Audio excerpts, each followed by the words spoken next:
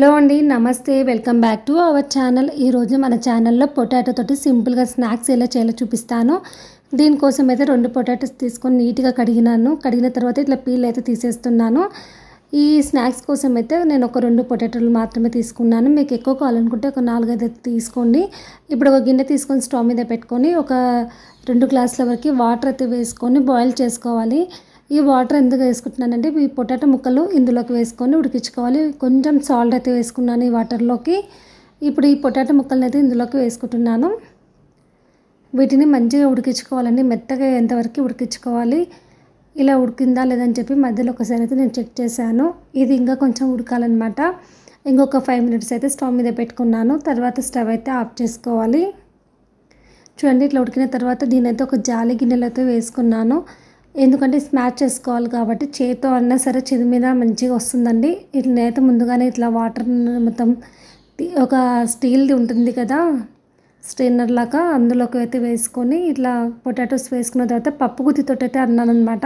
ఆ చిన్న చిన్న రంధ్రాల నుంచి పొటాటో మంచిగా మెత్తగా వస్తుందన్నమాట. ఇది మధ్యలో కొంచెం కొంచెం అక్కడక్కడ ఉడకదు కదా అండి, అదంతా ఎక్స్ట్రా ఉన్నదంతా వేస్టేజ్ అంతా పైన ఉండిపోతుంది, మెత్తగా ఉన్నదంతా కిందికి వెళ్ళిపోతుంది గిన్నెలోకి. ఇలా చేయడం వల్ల మనం స్నాక్స్ చేయడం చాలా సింపుల్గా అయిపోతుంది అనమాట. ఉండగట్టేటప్పుడు కూడా ఈజీగా వస్తుంది. నేనైతే ఇలా పప్పు గుత్తి అయితే యూజ్ చేశాను, ఎందుకంటే ఇది కొంచెం వేడిగా ఉంటుంది కదా. పొటాటో చేతితో చేసినా కూడా వస్తుందండి. చూడండి, ఇలా అయితే చేసుకొని పెట్టుకున్నాను. ఇప్పుడు ఇందులోకి కొంచెం రుచికి తగినంత సాల్ట్ అయితే వేసుకోవాలి. ఆల్రెడీ ఇది సాల్ట్ వేసుకొని ఉడికించుకున్నాం కాబట్టి కొంచెమే వేసుకోండి సాల్ట్. అలాగే ఇది పిల్లల కోసం చేస్తున్నాను కాబట్టి ఎక్కువ స్పైసీగా లేకుండా కొంచెం కారం వేసుకుంటున్నానండి. అలాగే కొంచెం ధనియా పొడి అయితే వేసుకున్నాను. లేదంటే చాట్ మసాలా ఉంటుంది కదా, చాట్ మసాలా వేసుకున్న చాలా బాగుంటుంది. నా దగ్గర లేదు కాబట్టి నేను ధనియాల పొడి అయితే వేసుకున్నాను. ఇప్పుడు ఇందులోకి కొంచెం ఒక 2 స్పూన్స్ వరకు నేనైతే రవ్వ వేసుకుంటున్నాను.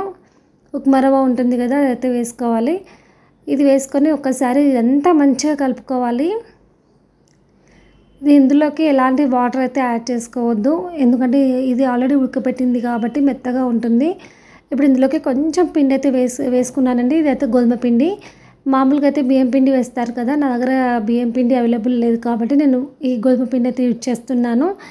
ఇప్పుడు దీన్ని ఇలా చపాతీ ముద్దలకైతే తడిపి పెట్టేసుకున్నాను. ఇప్పుడు ఇందులోకి కొంచెం కడిగిన కొత్తిమీరని అయితే వేసుకోవాలి. ఈ కొత్తిమీర వేయడం వల్ల కలర్ఫుల్గా ఉంటుంది, టేస్ట్ కూడా చాలా బాగుంటాయి స్నాక్స్. ఇప్పుడు నేను దీన్ని ఒక చిన్నగా ఉండల్లాగా తీసేసుకొని ఇలా మనం బుల్లెట్ షేప్ ఉంటుంది కదా, రౌండ్గా నన్న చేసుకోవచ్చు. మీ ఇష్టం వచ్చిన షేప్లో మీరు రెడీ చేసుకోవచ్చు. స్మైలీ ఫేసెస్ కూడా చేసుకోవచ్చు అనమాట. మీ పిల్లలు ఎలా ఇష్టపడతారో చూసుకొని అలా చేసి పెట్టుకోండి. నేనైతే మామూలుగా వీటిని ఇట్లా పొడి పొడిగా చేసేసుకుంటున్నాను. చాలా సింపుల్గా అయిపోతుందండి. జస్ట్ మనం పొటాటో ఉంటే సరిపోతుందన్నమాట. దాన్ని ఉడికించుకొని ఇలా చేసేసుకోవాలి. పిల్లలు అయితే చాలా ఇష్టంగా తింటారండి. ఇప్పుడైతే ఆయిల్ అయితే ఇవి హీట్ ఎక్కింది కాబట్టి ఇందులోకి నేను వీటిని అయితే యాడ్ చేసుకుంటున్నాను. ఈ స్నాక్స్ చేసేటప్పుడు ఆయిల్ అయితే బాగా వేడిగా ఉండాలి, అప్పుడే మంచిగా వస్తాయి అన్నమాట. లేకపోతే విరిగిపోయే ఛాన్స్ ఉంటుంది. కొంచెం వేడిగా ఉన్న ఆయిల్లో వేస్తే మాత్రం ఖచ్చితంగా విరిగిపోతుందండి. అందుకే అలా కాకుండా ఆయిల్ బాగా హీట్ ఎక్కువ ఉండాలన్నమాట. అప్పుడే వీటిని వేసి స్టవ్ సిమ్లో పెట్టుకోవాలి.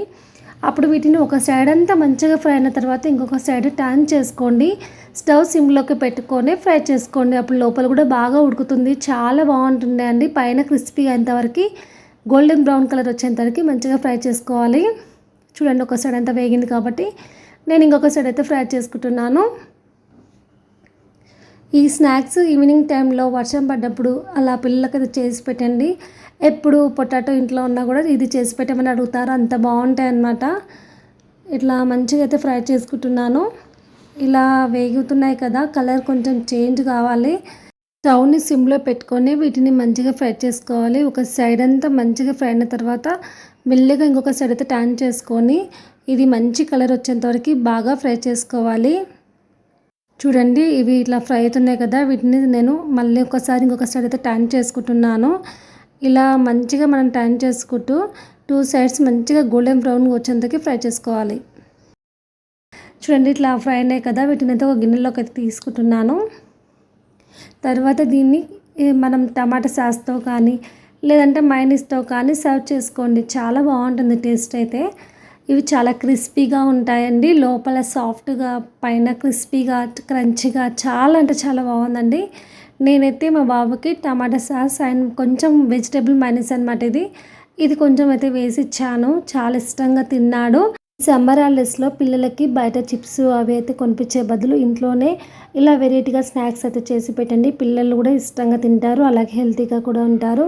ఈ రెసిపీ కనుక మీకు నచ్చినట్లయితే నా ఛానల్‌ని సబ్స్క్రైబ్ చేసుకోండి. Thank you for watching.